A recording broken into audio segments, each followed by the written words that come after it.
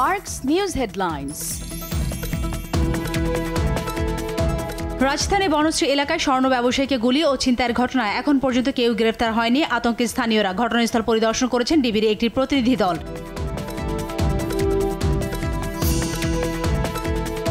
Fascist Awami লীগের নেতাকর্মী ও দোসররা দেশে অস্থিতিশীল পরিবেশ তৈরি করছে বলে অভিযোগ স্বরাষ্ট্র উপদেষ্টার। দিনে রাতে কোথাও দোসরদের স্থান হবে না, তাদের ঘুম হারাম করে দেওয়া হবে বলে হুঁশিয়ারি দেন তিনি।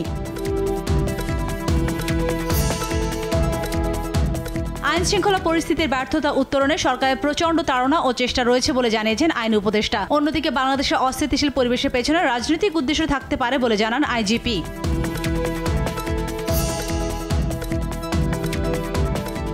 আইন শৃঙ্খলা অবনতির দিকে যাচ্ছে। এই পরিবর্তিত পরিস্থিতিতে সবাইকে ঐক্যবদ্ধ থাকতে হবে বললেন মির্জা ফখরুল। দেশের স্বার্থে সবাইকে আবারও এক হতে হবে বলেও জানান তিনি।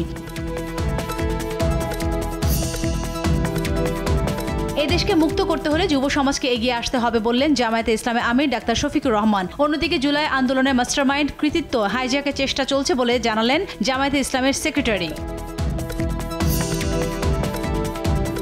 স্বাস্থ্য খাত সংস্কারের 5 দাবি আদায় অনির্দিষ্টকালের জন্য দেশব্যাপী কমপ্লিট শাটডাউন কর্মসূচি পালন করছে মেডিকেল কলেজ হাসপাতালে ইন্টার্ন চিকিৎসকরা। চরম ভোগান্তিতে চিকিৎসা সেবা নিতে আসা রোগী। নির্বাচনের জন্য জোরে সোরে প্রস্তুতি শুরু করেছে নির্বাচন কমিশন। এই কথা জানিয়ে প্রধান নির্বাচন কমিশনার এএমএম নাসিরউদ্দিন বললেন, সুষ্ঠু নির্বাচনের জন্য যেটুকু সংস্কার প্রয়োজন সেটুকু করার চেষ্টা চলছে। সাবেক পুলিশ মহাপরিদর্শক আইজিপি চৌধুরী আব্দুল্লাহ আল মামুন সহ 103 পুলিশ কর্মকর্তার পিপিএম পদক প্রত্যাহার করা হয়েছে। স্বরাষ্ট্র মন্ত্রণালয়ের জননিরাপত্তা বিভাগের সিনিয়র সহকারী সচিব স্বাক্ষরিত এক প্রজ্ঞাপনে এই আদেশ জারি করা হয়েছে। এই সপ্তাহের মধ্যে ইউক্রেন রাশিয়া যুদ্ধ শেষ করার ইঙ্গিত দিল ডোনাল্ড ট্রাম্পের প্রশাসন। হোয়াইট হাউসের মুখপাত্র ক্যারোলিন লেভিট সাংবাদিকদের এই তথ্য জানান। এদিকে ইউক্রেনে শান্তি ফিরলে প্রেসিডেন্ট পদ ছেড়ে দেবেন বলে জানান জেলেনস্কি।